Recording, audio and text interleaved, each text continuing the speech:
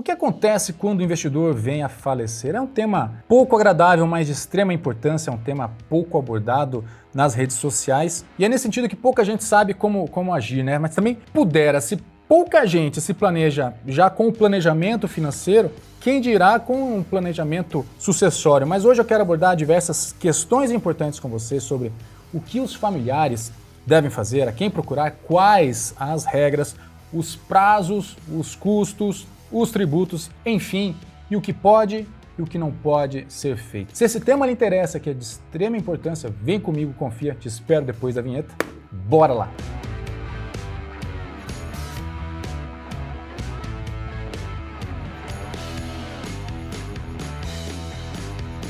Fala investidora, cada vez mais rico, cada vez mais rica, sejam muito bem-vindos. Paulo Boniati, criador do Saldo Zero. Se você ainda não for inscrito, deixo sempre meu convite, se inscreva aqui no canal e ative o sininho para não perder nenhum vídeo sobre dinheiro, riqueza, investimentos, prosperidade, assuntos correlacionados. Se você não me segue, me siga também lá no Instagram, por lá temos a oportunidade de interagir de uma maneira muito mais próxima. E por último, gente, a comunidade do Saldo Zero não para de crescer, a gente entrando todos os dias com salas novas agora, criptoativos, tributação, opções, além de todas as demais de renda fixa, renda variável que nós encontramos por lá. Vai lá, faça parte, tenho certeza que vai agregar muito para a sua vida financeira, beleza? Mas vamos lá, que tempo é dinheiro, e falando em dinheiro, nós temos que nos proteger do dinheiro que pode ser perdido, porque não é raro a família não ter ciência dos investimentos de um determinado familiar.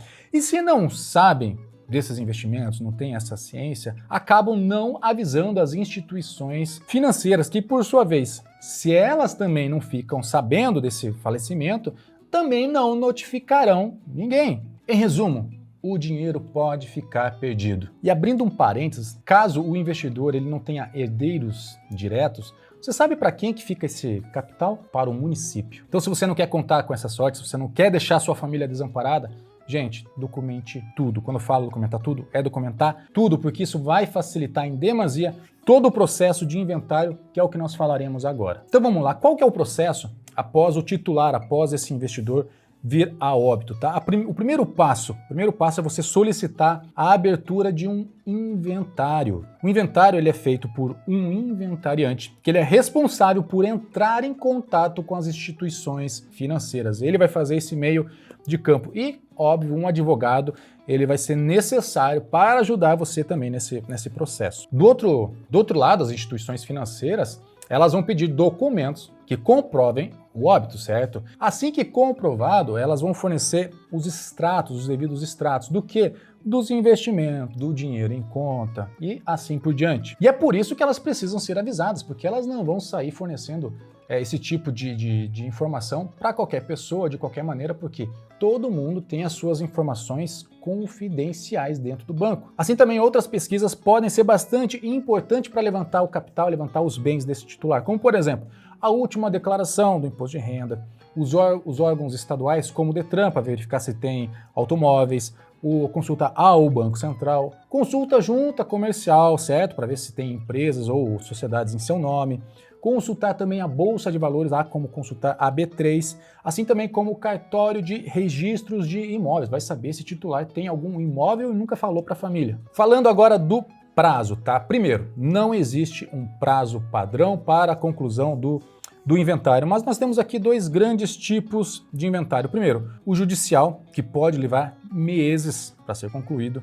e o extrajudicial, que é muito mais rápido, muito mais simples, ele é realizado diretamente em cartório, gira em torno de 30 dias para ser concluído, mas tem um detalhe, ele não é permitido em dois cenários, quando há herdeiros menores de idade, ou quando há um testamento registrado. Neste caso, a única opção será por meio judicial, beleza? Falando agora da partilha. Gente, se você estiver gostando, se acha esse vídeo importante, não se esqueça de deixar seu like e compartilhar ele com pessoas queridas. Tenho certeza que vai ajudar muita gente, porque é um tema pouco comentado, tá? Mas falando da partilha, primeiro, muito importante, gente, muito importante, presta atenção. É comum que a família, em alguns casos, saibam as senhas e os acessos, né, desses investidores. Ao acontecer o óbito, essa família não deve movimentar esse capital em nome do do falecido. Sabe por quê? Porque isso se caracteriza crime. Ocorreu óbito, não faça nada além de startar o processo de inventário. O inventário iniciado, os bens do titular são bloqueados até que se conclua todo o processo de partilha, que nesse momento é gerado um documento para cada herdeiro para que seja possível fazer tanto o resgate desse capital, o resgate desses bens, o resgate desses investimentos, como também sua transferência. E aí detalhe, a manutenção de um determinado tipo de investimento, digamos que o titular que veio a óbito, ele tinha um capital num fundo de investimento, e vamos supor que esse herdeiro queira simplesmente transferir para o seu nome. Essa transferência, essa manutenção, ela só é permitida se as características daquele ativo forem respeitadas, como por exemplo, as questões de valores mínimos com o enquadramento de perfil. O que eu estou dizendo aqui? Vamos supor que o valor mínimo para se manter num determinado fundo seja de 20 mil reais. E só que durante a partilha, esse capital vai ser dividido em 2 herdeiros, ou seja, cada um vai ficar com 10 mil reais. Nesse cenário, não há como transferir essas cotas para esses herdeiros, porque eles vão ficar com uma quantidade mínima ao qual o fundo exige. Nesse cenário, de duas uma, ou esses herdeiros se combinam e deixam o capital tudo em nome de um e fazem a transferência, ou ambos pedem o resgate. Um outro cenário com relação ao enquadramento de perfil, vamos supor que esse fundo de investimento seja destinado para investidores qualificados, investidores profissionais, e que esses herdeiros não sejam desse modo, da mesma forma, eles não podem permanecer nesse fundo de investimento. E mais uma questão que quando não for realizado o resgate, mas sim a transferência de um investimento de titularidade, é importante, óbvio, né, que esse herdeiro precisa ter uma conta num banco ou numa corretora que consiga absorver esse tipo de investimento. Agora falando de regras para os resgates, em linhas gerais, tá? Apesar desses bens estarem bloqueados durante o processo de inventário, eles continuam rentabilizando normalmente, tá, gente? Eles não param de rentabilizar, salvo se algum desses investimentos, no meio desse processo, vencer, e aí sim, ele não para mais de rentabilizar e o dinheiro fica disponível, bloqueado na conta do titular. Mas aí nós temos algumas ressalvas. Primeiro, títulos com vencimentos longos, sem a possibilidade de resgate antecipado. A gente tem muito isso com CDB, existem CDBs para daqui 10 anos e não há como pedir o resgate antecipado. Em linhas gerais, não há como.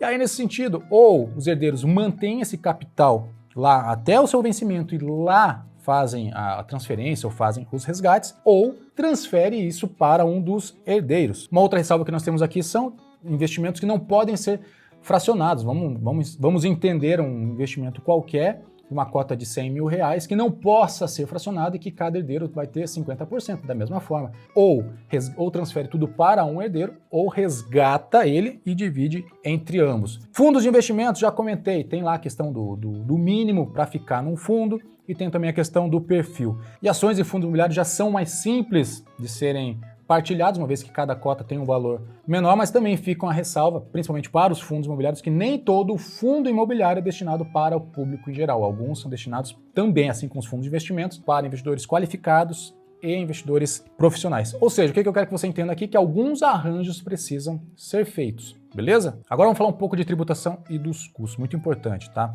Primeiro, inventário tem custo.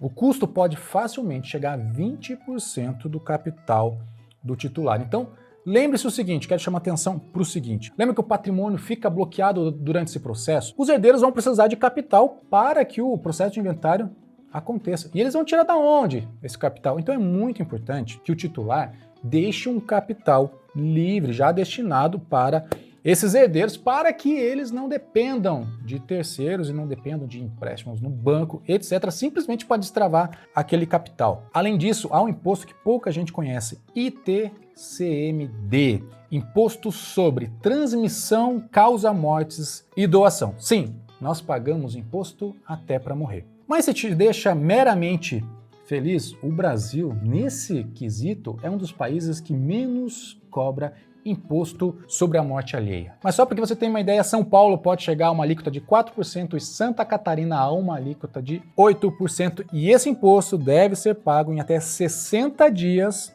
após a morte. Se você não pagar, sabe o que acontece? Multa, sim, até multa a gente paga para morrer, caso não pague o imposto devido. E aí, puxando um gancho para aquele capital que precisa estar livre para os herdeiros, né? Todo investimento, ele passa pelo inventário? Não é todo investimento que passa pelo inventário.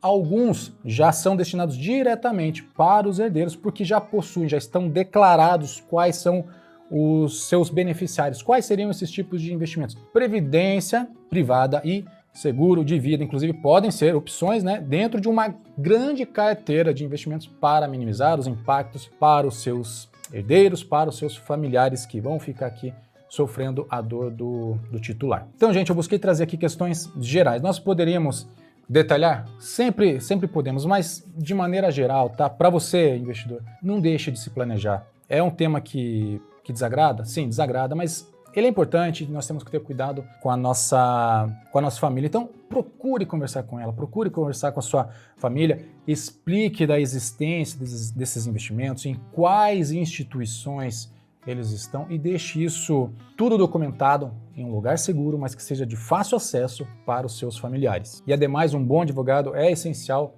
para te ajudar nesse processo, para tirar eventuais dúvidas e, quem sabe, até na construção de um testamento, né? Gente, espero ter agregado conhecimento, como sempre, e desejo todo sucesso, toda a prosperidade que eu sei que você merece. Por fim, sou Paulo Boniati, aquele abraço, até o próximo vídeo e tchau. E aí um detalhe, digamos que o falecido... a manutenção do investimento...